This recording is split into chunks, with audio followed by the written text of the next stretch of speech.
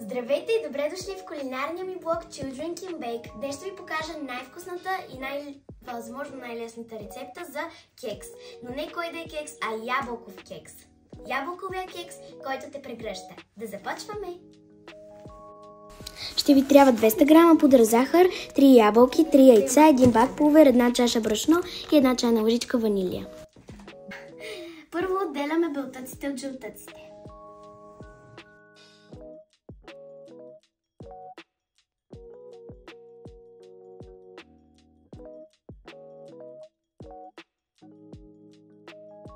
След това към жълтъците прибавяме 200 грама захар. Може и пудра захар, ако искате.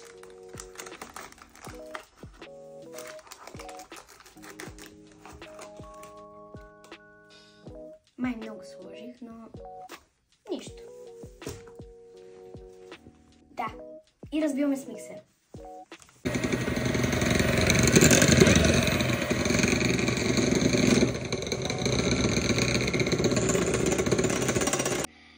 Сега ли? Да. Добавяме бак пулвер към брашното и го прецеждаме.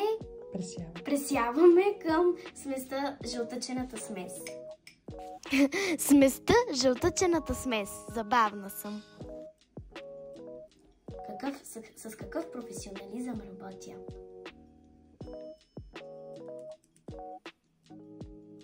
Май много сложих, но нищо. Между другото, искам да ви споделя, че аз никога не съм пресявала през живота си. Не можем да отворим този пакет, приятели. Имаме проблем. Добре, ще опитам от другата страна. Не, дай ми ножица. Можем така леко да поразмешим сухите съставки, после да разбъркаме с миксер. Следващата стъпка е да разбием белтъците на сняг и ги прибавяме към сместа.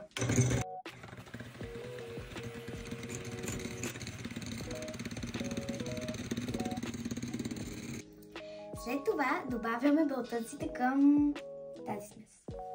Наистина са разбити на сняг вече. По-скоро на пяна, но все пак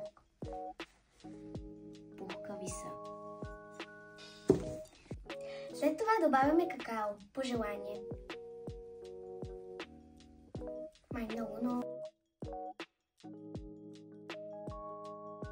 Това добавяме 1 чайна лъжичка ванилия.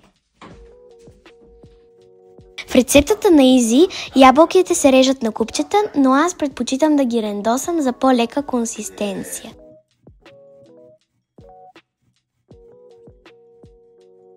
И добавяме настърганите ябълки.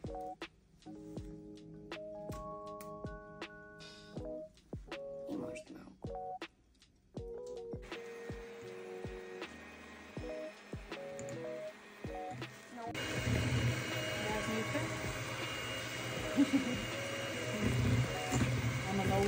След това, като сме направили сместа, намазняваме формата с купче масло или олио и набрашняваме.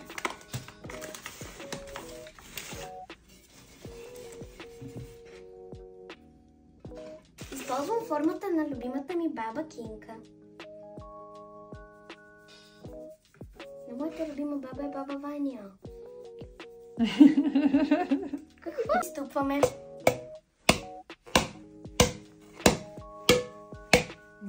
Не мисля, че се прави така. Не мисля, че се прави така, но изтупваме нещо. Добре, да опитаме отново. Вече е късно, изтупахме го.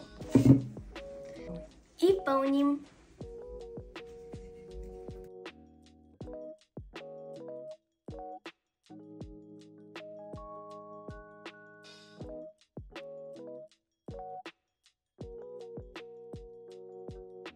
След като сме напълнили формата, слагаме във фурната и печем на 180 градуса за 40 минути.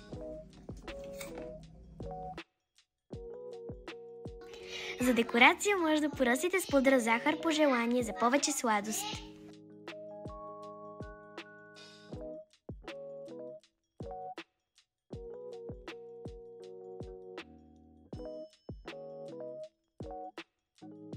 И така се получава много вкусен ябълков кекс, който те прегръща. Да ви е сладко!